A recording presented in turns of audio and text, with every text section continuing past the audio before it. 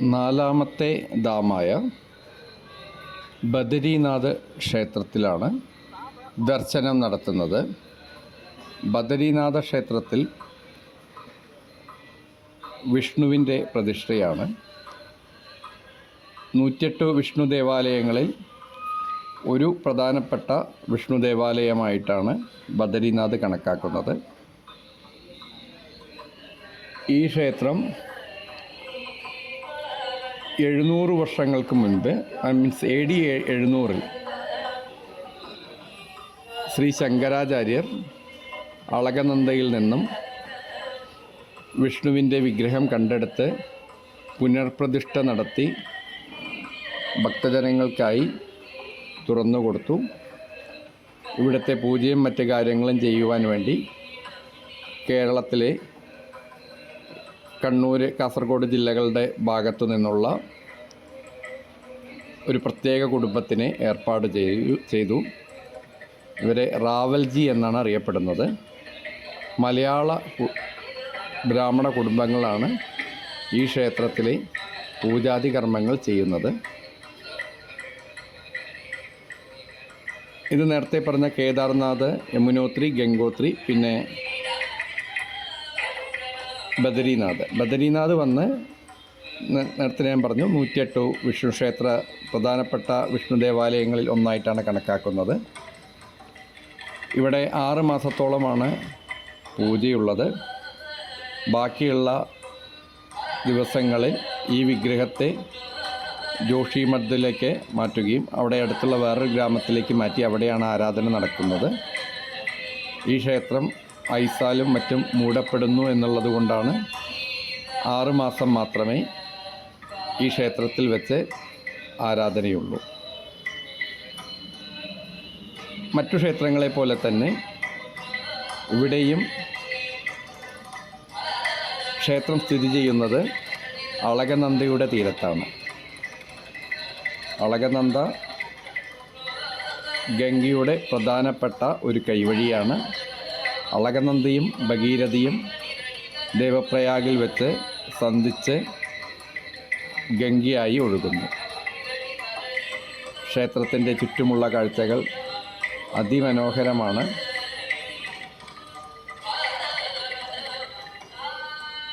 പുലർച്ചെ 5:30 മണിക്ക് തന്നെ ക്യൂവിൽ നിന്ന് ദർശനം നടത്തിയ ശേഷം പുറത്തിറങ്ങി ക്ഷേത്രത്തിൻ്റെ വിവിധ ഭാഗങ്ങളിൽ നിന്ന് ചുറ്റുപാടുകളും ക്യാമറയിൽ പകർത്തി ആ ദൃശ്യങ്ങളാണ് ഇപ്പോൾ ഞാൻ നിങ്ങൾക്ക് സമർപ്പിക്കുന്നത്.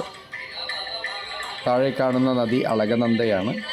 ഈ ക്ഷേത്രത്തോട് ചേർന്ന് മറ്റു പ്രധാന ക്ഷേത്രങ്ങളിലെല്ലാം ഉള്ള പോലെ തന്നെ ഒരു ചൂടു നീരുറവയുണ്ട്. ആ നീരുറവയിൽ ഭക്തജനങ്ങൾ സ്നാനം ചെയ്യാറുണ്ട്. സൾഫറിൻ്റെ സാന്നിധ്യം കൊണ്ടാണ് ഞാൻ നേരത്തെയും പറഞ്ഞിരുന്നു ചൂടുനീരുറവകൾ ഈ പ്രധാനപ്പെട്ട കേന്ദ്രങ്ങളിലെല്ലാം ഉണ്ടാകുന്നത്. അതിമനോഹരമായ അളകനന്ദയാണ് ഇപ്പോൾ നമ്മൾ കാണുന്നത്. ഇവിടെ ഈ പ്രയാഗയിലും മറ്റുമൊക്കെ ചെയ്യുന്ന പോലെ ശ്രാദ്ധം, അതായത് തർപ്പണം ചെയ്യുന്നത് വളരെ പ്രധാനമായി കണക്കാക്കുന്നു. ഇവിടെ തർപ്പണം ചെയ്ത് കഴിഞ്ഞാൽ പിന്നെ വീണ്ടും പ്രതികർമ്മങ്ങൾ ചെയ്യണ്ട എന്നൊരു വിശ്വാസമുണ്ട്. അതുകൊണ്ട് ഈ ക്ഷേത്രത്തിൻ്റെ വരുന്ന പല ഭക്തജനങ്ങളും, ഇതിൽ വിശ്വാസമുള്ളവർ, ഇവിടെ തർപ്പണവും പ്രതികർമ്മങ്ങൾ ചെയ്യാറുണ്ട്. ഈ ക്ഷേത്രം ഞാൻ പറഞ്ഞു വീണ്ടും പുനരുദ്ധരിച്ച് ഇന്നത്തെ നിലയിലേക്ക് ആക്കിയത് ശങ്കരാചാര്യ സ്വാമികളാണ്. ഈ ചൂടുനീരുറവയുടെ ചിത്രമാണ് ഇവിടെ കാണുന്നത്. ഇവിടെ തർപ്പണകർമ്മങ്ങൾ ചെയ്യുവാനായിട്ടുള്ള പുറപ്പാടിലാണ് പല ഭക്തജനങ്ങളും. അതായത് പിണ്ടസമർപ്പണം എന്നാണ് പറയുക. ഇവിടെ പിണ്ടം വഴിപാടായിട്ട് ചെയ്യാറുണ്ട്.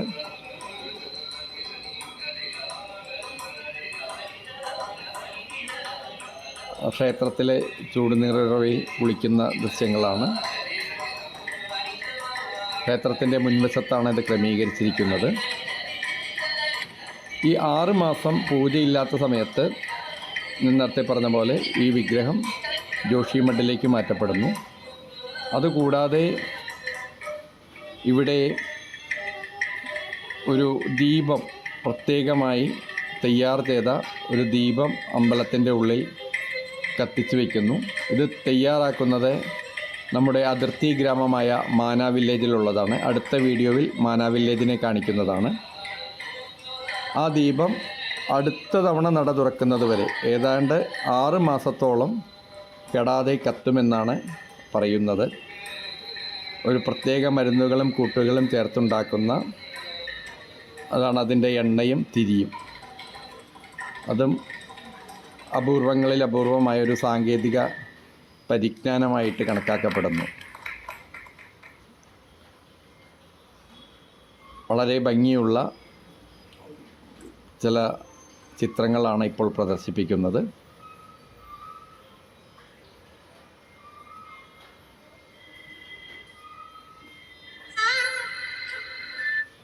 ഇന്ന് രാവിലെ ദർശനം നടത്തിയ ശേഷം മാന വില്ലേജിൽ പോയി. മാന വില്ലേജിൽ വേറൊരു വീഡിയോ ആയിട്ട് കാണിക്കാം. സൂര്യപ്രകാശം പതിക്കുമ്പോൾ മലനിരകളിൽ ഉണ്ടാകുന്ന മനോഹരമായ ദൃശ്യങ്ങളാണ് ഇപ്പോൾ ഞാൻ കാണിക്കുന്നത്.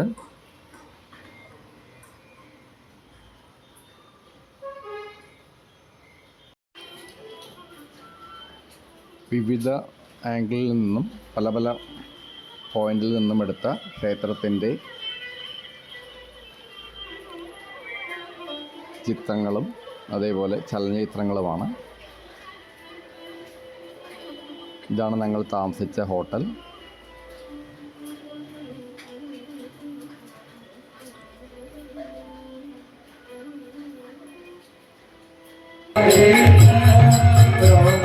ഇപ്പോൾ നാം കാണുന്നത് ഭജൻസാണ്.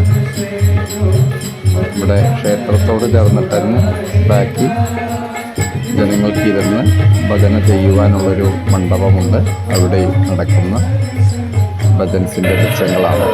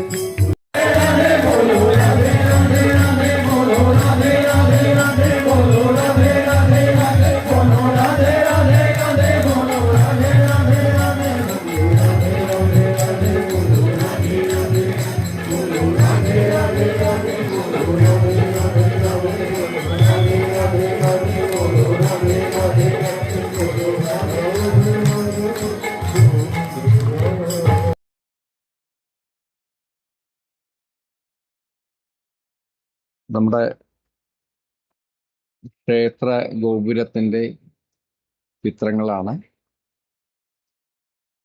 രാത്രി ദർശനം നടത്തിയ സമയത്ത് പകർത്തിയതാണ്. ക്ഷേത്ര കവാടത്തിൽ ദശാവതാര ചിത്രങ്ങൾ ഭംഗിയായി കൊത്തിവെച്ചിട്ട് പെയിന്റ് ചെയ്തിട്ടുണ്ട്. അതാണ് ഇപ്പോൾ കണ്ടത്. രാത്രികാലങ്ങളിൽ ക്ഷേത്രത്തിനുള്ള ആംബിയൻസ് പറഞ്ഞറിയിക്കാൻ കഴിയില്ല, അത്രത്തോളം ഭംഗിയുള്ളതാണ്. ഇപ്പോൾ ദൂരത്തുനിന്നുള്ള ലൈറ്റ് ഇട്ടിട്ടുള്ള ഒരു കാഴ്ചയാണ്.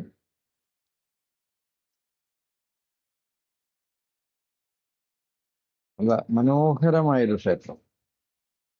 അകത്ത് പോയാൽ കിട്ടുന്ന അനുഭൂതി അതിൻ്റെയും മുകളിലാണ്. ഇത്രയും നന്നായി മെഡിറ്റേറ്റ് ചെയ്യാൻ പറ്റിയ വേറെ ക്ഷേത്രങ്ങളുണ്ടോ സംശയമാണ്. കേദാർനാഥും ബദരീനാഥും ഒരു തവണയെങ്കിലും ജീവിതത്തിൽ എല്ലാവരും സന്ദർശിക്കണം.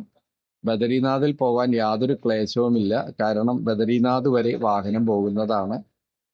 അതുകൊണ്ട് തീർച്ചയായും എല്ലാവരും ഈ ക്ഷേത്രം ദർശനം ചെയ്യാവുന്നതാണ്, ആസ്വദിക്കാവുന്നതാണ്. Thank you for watching.